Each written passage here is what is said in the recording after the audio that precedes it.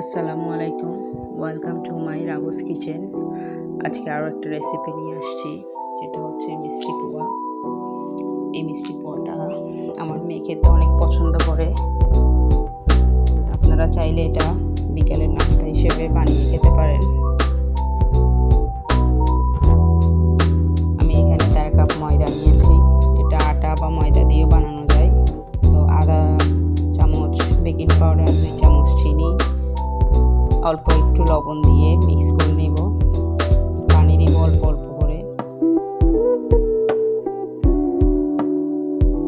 যারা মিষ্টি খেতে পছন্দ করেন তারা মিষ্টি একটু কম বাড়িয়ে দিবেন বা কমিয়েও দিতে পারেন। আমি এখানে টুটি ফুটি দিব, তাই একটু চিনির পরিমাণটা কম দিয়েছি। এই তো এখন দিয়ে দিব টুটি ফুটি। এই টুটি ফুটিগুলো আমি ঘরে তৈরি করেছি। এটা রেসিপিটা আমার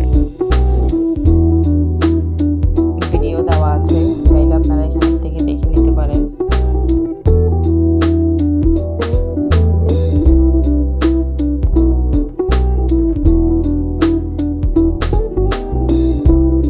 আর এখানে তেল গরম হতে দিয়েছি। তেলটা গরম হলে এখন পোয়াগুলো বানিয়ে নেব।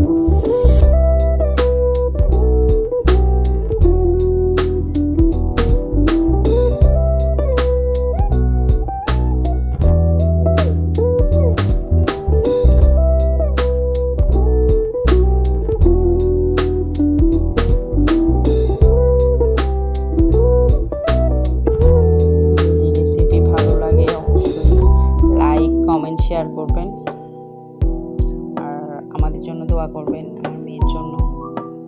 এদিক দিয়ে আমার মেয়ে আমাকে সাহায্য করতে চলে আসছে।